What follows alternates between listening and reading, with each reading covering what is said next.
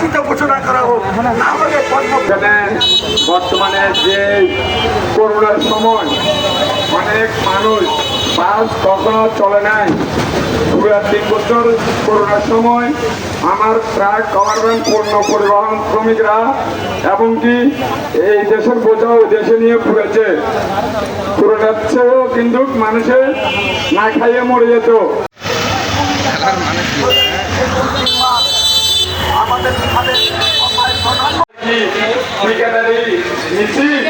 আপনারা বড় বড় সংসারও বলছি, বড় বড় তোর আদায় না করে তোলার দেশের প্রতি আপনাদের নজর কেন? কি এখানে আপনাদের বেনিফিট